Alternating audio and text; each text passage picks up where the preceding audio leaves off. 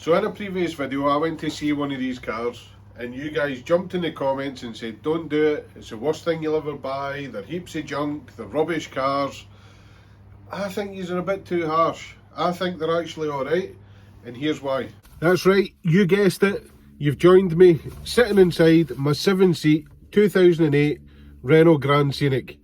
And here's why I think these cars aren't bad. You've got only a handful of options when it comes to 7-seaters. One of them is the Ford Galaxy, Volkswagen Chiron, big, horrible, boat-like thing, pretty uninspiring. You've then got the Vauxhall Zafira, and realistically, who wants one of them? They're probably the most dull, boring car that Vauxhall's ever produced other than the Vectra. So, really, nobody wants one of them. Probably the best one you can buy is a Volkswagen Touran. And yeah, that is mine, you can see in the picture. I've had a few of them. But they're fortunes. They hold their value so much. So if you want a half-decent 7-seater for a reasonable price, that isn't too bad to drive, that's half-decent to look at, I think this is one of your best options. And it's not like they're pretty poor spec. This one's really good. It's got cruise control, it's got steering wheel controls, it's got automatic lights, automatic wipers, fully working air conditioning, CD player, digital dash. It's got more compartments and storage cubby holes than I've ever seen in any car in my life. Now, when it comes to 7-seaters, there's normally a lack of space in the back. Generally in a 7-seater, when you get the back seats up, there's not a lot of room left at the back here. Zafiras have got hardly anything. Even the Volkswagen Touran you've probably got from there to there. But this is actually pretty good. You can easily get bags of shopping in there. The seats go up and down independently, so if you don't need them all, you've got one down.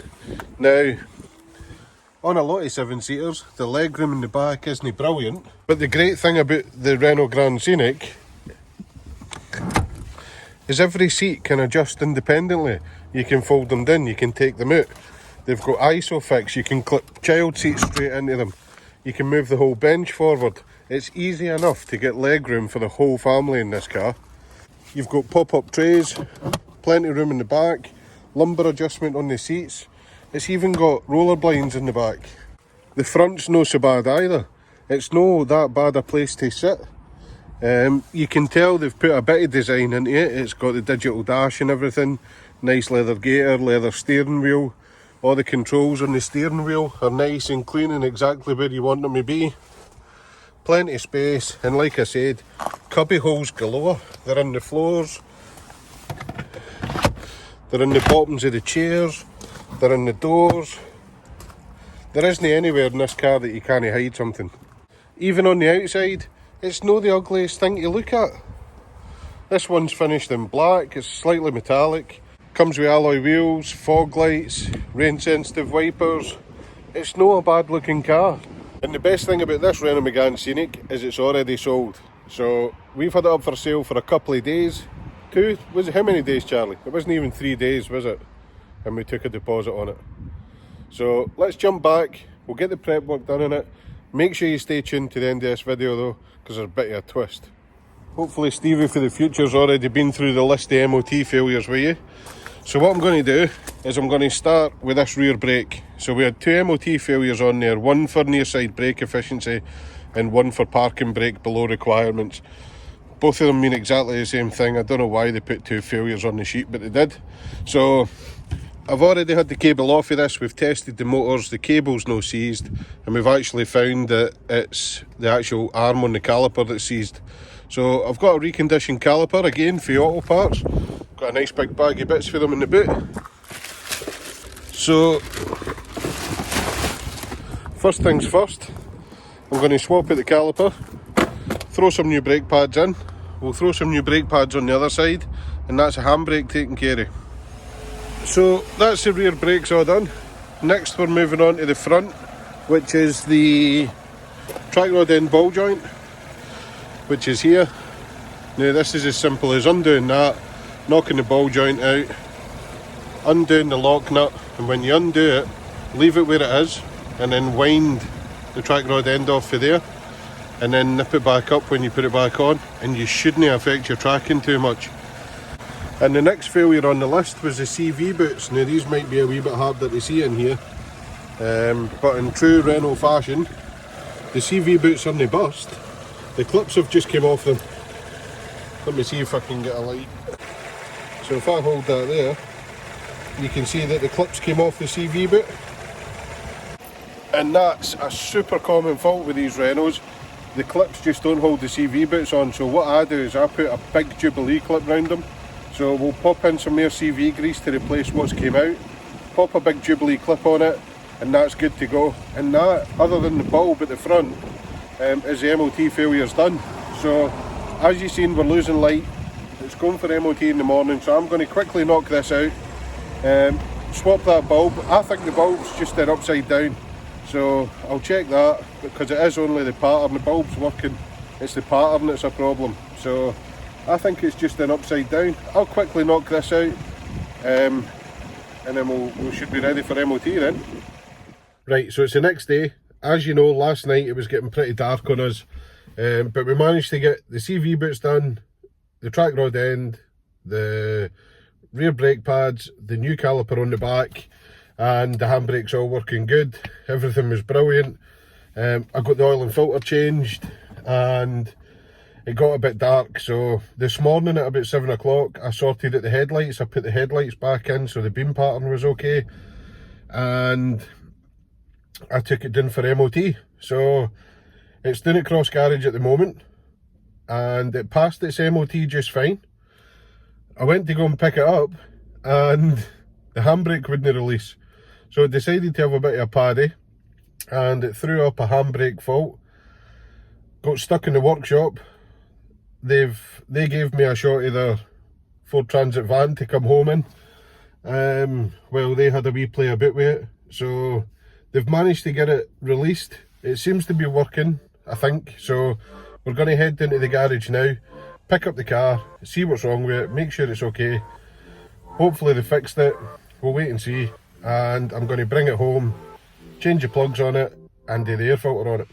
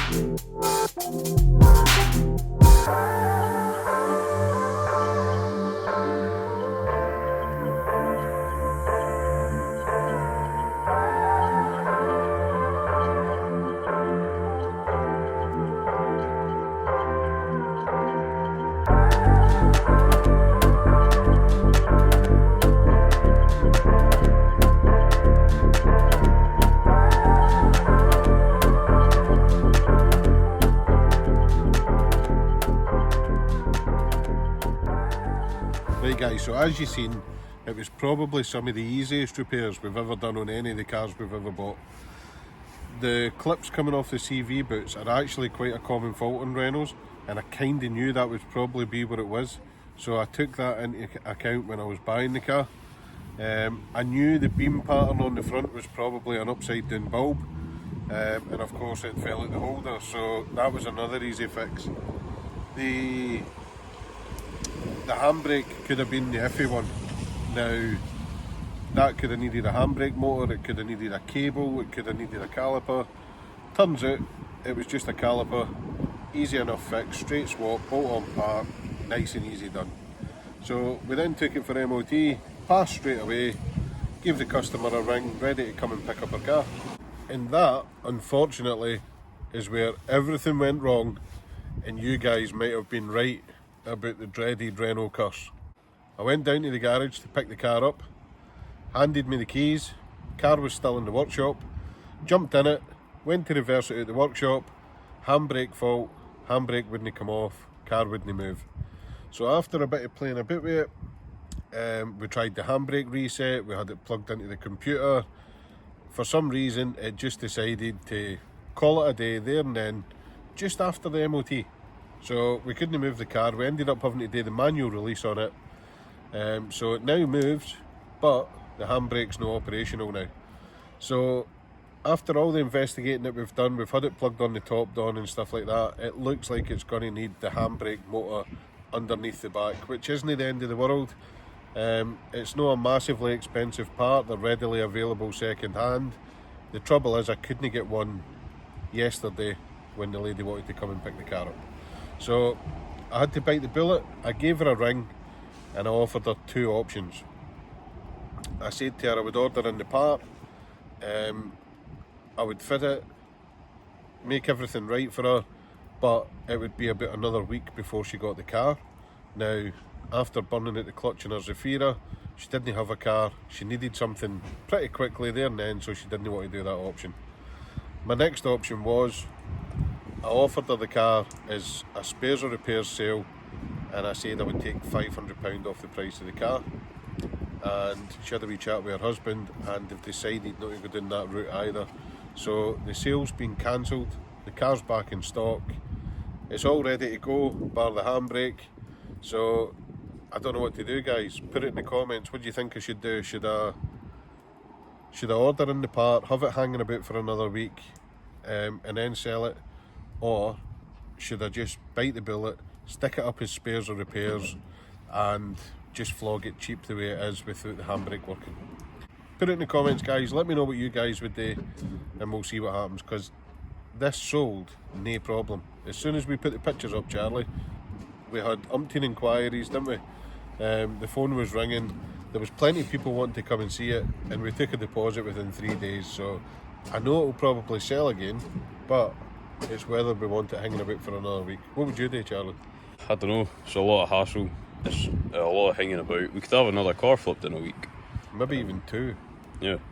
And we've got the micro to get on with. Yeah, plus we'd still make profit off of this with sales with... Yeah, because everything else is done. It's got a 12-month MOT. We've just serviced it as well. Just put an oil and filter, plugs, air filter on it, yep. So you've done another good job in machine polishing it. So it's not a bad looking bus. Oh, look at the beading. I love beading. It is, it does look good in the wet. So it looks like we had a bit of a stroke of bad luck with the Renault, but I don't think they're the worst car in the world. I still think they're better than most of the other 7-seaters, other than the Touran. I do really like the Tourans. So yeah, this one's up for grabs cheap maybe. If we decide to go spares or repairs, if anybody's interested, just give us a shout. Just while we're talking about cars in the drive, we've picked up our first package for AUTOPARTS, so a massive thank you to AUTOPARTS. We did say we were in talks with them about doing something special with the Micra, so I've picked up the first package, so we're going to be getting to work on this soon. And I've had two flanges turn up for the S5. I'm still waiting on the T4 flange for the turbo, but the two manifold flanges are here, so we can test fit that. I've got bits and pieces of that video all put together and almost ready to go, so I'm just waiting on that being a full video, and then we can get that out. On the other updates, the new website's pretty much finished, isn't it, Charlie? Yeah. It's ready to go live, so we're actually doing our first ever pre-order for t-shirts. You guys have been saying you want some t-shirts, so we've done a design, we've put it on the website.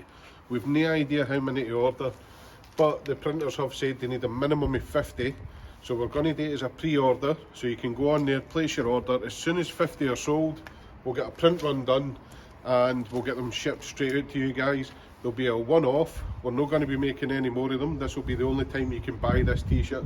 It'll be our first ever one, a one-off, especially for this launch event. And it is pretty cool, eh? It is, it's really cool. It's a bit of a homage to the original logo for 2 years ago when we started. Yeah. So have a look on the website, links in the description, you can have a wee look at them. Another thing, which I think's awesome, you can buy Chop's Garage merch. Big choppy boy. Yeah, straight off your website, you can buy Chop's Garage hoodies. And I know a load of you guys on this channel watch Chops as well. And yous have been asking James for hoodies for a long time. So we've got some on the website just now. You can buy them, they're in stock, they're ready to go. and they're all printed up with the same one he wears in his video. They've got the Chops Garage logo on the front, Chops Garage on the side, and then the sweet as a nut since 2019 on the back, and they look awesome. So jump over to the website, have a look, pick yourself up a hoodie, pick yourself up a t-shirt. All the proceeds go towards supporting both channels. So Chops hoodies obviously go straight to him, and all the t-shirts go, well, probably straight into putting this micro together, because this is going to be something special. And then I don't know if we'll sell it, because Charlie's turned 16 now, his provisional's in the post, he's getting to that age now where he's going to need something to drive, so... There's one issue though. Yeah, it's an automatic. We could always swap that. Manual swap. Yeah, we could always do stage 2 of this and do a wee bit of an engine swap and a manual swap, maybe a 1600, 1800 out an Almera or something like that. Yeah. Could do something different. We could maybe find God's engine, the SR20. See if we can maybe put an SR20 in it. Do you think an SR20 would fit? Yeah. Or we could K-swap it. Maybe. There's a few people K-swapped it, but we've got to think about your insurance as well. So. True. Yeah. So I know this has been this one's been a bit weird. It was done, it was sold, it wasn't sold. It's up for sale again. It's just been a bit awkward. Yeah. I couldn't believe it. Couldn't believe it, but these things happen. If everything was smooth in the motor trade, everybody would do it. Yeah. So anyway, guys, thanks again for watching. Make sure you like, comment and subscribe. Remember to go check out the website, and thanks again for watching. We'll see you next week.